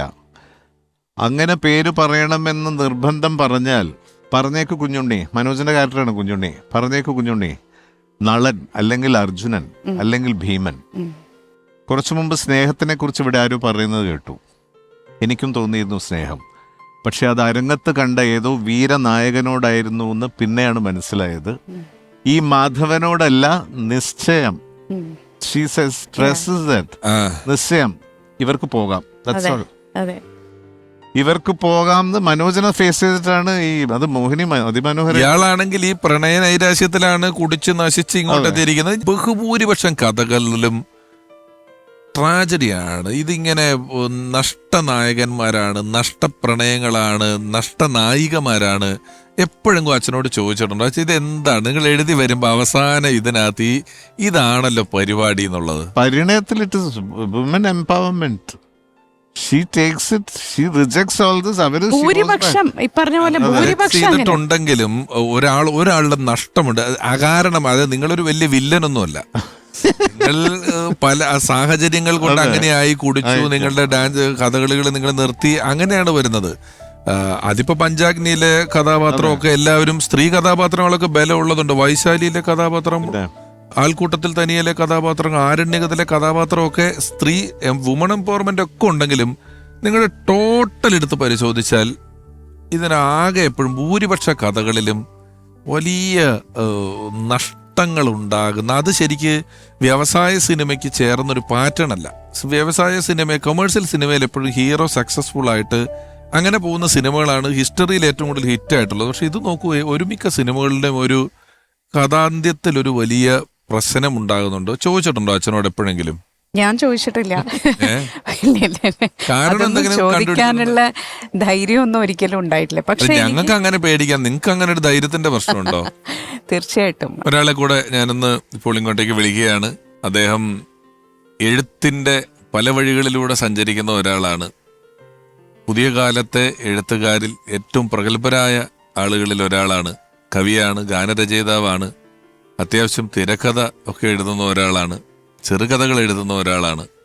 സർവോപരി ഞങ്ങളുടെ വലിയ സുഹൃത്താണ്. സ്നേഹപൂർവ്വം സ്വാഗതം ചെയ്യുന്നു പ്രിയപ്പെട്ട ഹരിനാരായണൻ.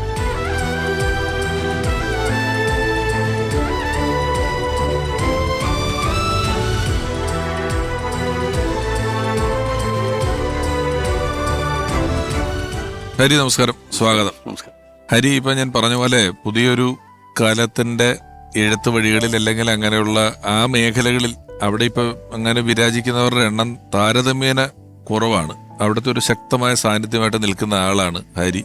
മാത്രമല്ല MT സാറിന്റെ കൂടെ ചില യാത്രകൾ ചെയ്യാനും അടുക്കാനും, ഇപ്പം നേരത്തെ അശ്വതി പറഞ്ഞ പോലെ നമുക്ക് അടുക്കാനൊക്കെ സന്ദർഭം കിട്ടിയിട്ടുണ്ടെങ്കിലും വെറുതെ ഒരു പേടിയുണ്ട് അങ്ങോട്ട് പോകാനായിട്ട്. ഈ സൃഷ്ടികളൊക്കെ ഓർത്തിട്ടും അല്ലാതെ ബഹുമാനം കൊണ്ടുണ്ടാകുന്ന ഭയം. എന്നാൽ ഹരിക്ക് യാദൃശ്യമായിട്ട് അങ്ങനെ ഒന്നിച്ച് യാത്ര ചെയ്യാനും കുറെ ഒരു സൗഹൃദം ഉണ്ടാക്കാനും ഒക്കെ ഭാഗ്യം ലഭിച്ചിട്ടുള്ള ആളാണ് അല്ലേ?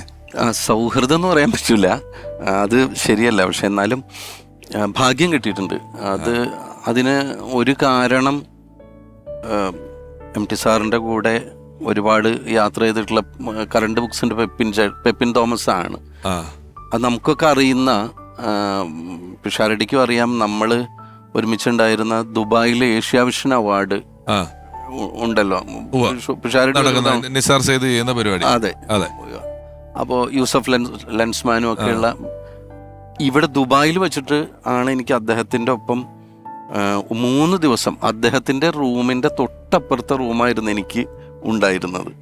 അപ്പോൾ അത് പെപ്പിൻ ചേട്ടൻ പരിചയപ്പെടുത്തി. അതിന് വേറൊരു കാരണം ഉണ്ടായിരുന്നു. അന്ന് അദ്ദേഹത്തിന് ലൈഫ് ടൈം അച്ചീവ്മെൻ്റ് കൊടുക്കുകയാണ്. അതിൻ്റെ ഭാഗമായിട്ട് അദ്ദേഹത്തിൻ്റെ ചിത്രങ്ങളെയും കഥകളെയും ഒക്കെ വെച്ച് ഒരു പാട്ട് എഴുതാൻ പറ്റി. ആ പാട്ട് അവിടെ ചെയ്തിരുന്നു. ആ പാട്ട് അദ്ദേഹത്തിനെ കേൾപ്പിച്ച് പെപ്പിൻ ചേട്ടൻ എന്നെ പരിചയപ്പെടുത്തുകയാണ് ഉണ്ടായത്. അപ്പോൾ നമ്മൾ പേടിച്ചിട്ടാണല്ലോ ചെല്ലുന്നത്. അങ്ങനെ ചെന്ന് അവിടെ ഇരിക്കാൻ പറഞ്ഞു, സംസാരിച്ചു. അപ്പോൾ പാട്ട് എഴുതുന്ന ആളാണ് എന്ന് പറഞ്ഞപ്പോൾ എന്നോടൊരു കഥ പറഞ്ഞു തന്നു. ഒരുപക്ഷെ അത് ഞാൻ പിന്നീട് അതൊരു ഉപദേശമായിട്ടാണ് എടുക്കുന്നത്. ഈ നഗരമേ നന്ദി എന്ന് പറയുന്ന സിനിമയിൽ നമുക്കൊക്കെ അറിയുന്ന മഞ്ഞണി പൂനിലാവ് എന്ന് പറയുന്ന പാട്ട് ഭാസ്കരൻ മാഷാണ് എഴുതിയത്. ആ പാട്ട് എം ടി സാറിൻ്റെ തിരക്കഥയാണല്ലോ. അപ്പോൾ എം ടി സാറ് പറഞ്ഞത് എന്താണെന്ന് വെച്ചാൽ, ഇവർ രണ്ടുപേരും പാട്ട് എഴുതുന്ന സമയത്ത് ഭാസ്കരൻ മാഷ് സീനിയറാണ്. അപ്പോൾ നിങ്ങളൊക്കെ എൻ്റെ മുമ്പിലിരിക്കണ പോലെ ഞാൻ അന്ന് ഭാസ്കരൻ മാഷിൻ്റെ മുമ്പിലിരിക്കുകയായിരുന്നു എന്നാണ്. അപ്പം എഴുതി കഴിഞ്ഞ് ഇതിങ്ങനെ വായിച്ച് നോക്കിയിട്ട് അപ്പോൾ ഭാസ്കരൻ മാഷ് ഇങ്ങോട്ട് ചോദിച്ചു, ഇത്ര വാസുവിന് എന്തെങ്കിലും സംശയമുണ്ടോ എന്ന് ചോദിച്ചു. ഇല്ല, അങ്ങനെ ഒന്നുമില്ല, അല്ല എന്തെങ്കിലും ഉണ്ടെങ്കിൽ പറഞ്ഞോളൂ എന്നാണ്. അപ്പോൾ എം ടി സാറ് ചോദിച്ചു, ഇത്ര ഈ താനിയൂരമ്പലത്തിൽ കഴകക്കാരനെ പോലെ താമരമാലയുമായി ചിങ്ങമെത്തുമ്പോൾ എന്നുള്ളൊരു വരി അതിലുണ്ടല്ലോ. അപ്പോൾ പറഞ്ഞു, ഈ താനിയൂരമ്പലം എവിടെയാ മാഷേ എന്ന് ചോദിച്ചിത്ര. അപ്പോൾ ഭാസ്കരൻ മാഷ് തിരിച്ചു, അത് വാസുവിൻ്റെ നാട്ടിൽ ഈ കുമ്പടി ആ ഭാഗത്തുള്ള ഒരു അമ്പലമായിട്ട് തോന്നണില്ലേ എന്ന് ചോദിച്ചു. അപ്പോൾ പക്ഷെ എവിടെയാന്ന് മനസ്സിലാവുന്നില്ല. അപ്പോൾ അല്ല തോന്നണില്ലേ എന്ന് ചോദിച്ചു. അങ്ങനെ തോന്നിയാൽ മതി, അങ്ങനെ ഒരു അമ്പലമില്ല, പാട്ടെഴുത്തിൽ ഇങ്ങനത്തെ തോന്നലേ ഉള്ളൂ. അത് കഴിഞ്ഞിട്ട് സാറ് എന്നോട് പറയണം, അതായത് നമ്മുടെ ജീവിതത്തിൽ ഒരാളും ഇപ്പോൾ ഒരു പ്രണയിനിയെ നഷ്ടപ്പെട്ടാൽ നമ്മൾ പാട്ട് പാടുന്നില്ല, ജയിലിൽ കിടന്നു കഴിഞ്ഞാൽ പാട്ട് പാടുന്നില്ല, അമ്മ മരിച്ചു കഴിഞ്ഞാൽ പാട്ട് പാടുന്നില്ല, മരം ചുറ്റി പ്രേമിക്കുമ്പോൾ പാട്ട് പാടുന്നില്ല. പക്ഷേ എത്ര റിയലിസ്റ്റിക് ആയിട്ടുള്ള സിനിമയിലും പാട്ട് വരുന്നുണ്ട്. ഇതൊരു അൺറിയലാണ്. അപ്പോൾ പാട്ടിൽ ഉപയോഗിക്കുന്ന സാധനങ്ങളും അൺറിയൽ ആവുക വേണ്ട, പക്ഷെ റിയൽ ആണെന്ന് തോന്നും വേണം. അതാണ് പാട്ടിൽ എഴുതേണ്ടത്, അങ്ങനെയാണ് വേണ്ടത്. അദ്ദേഹത്തിൽ നിന്ന് ആദ്യം കിട്ടിയ ഉപദേശം അതാണ്.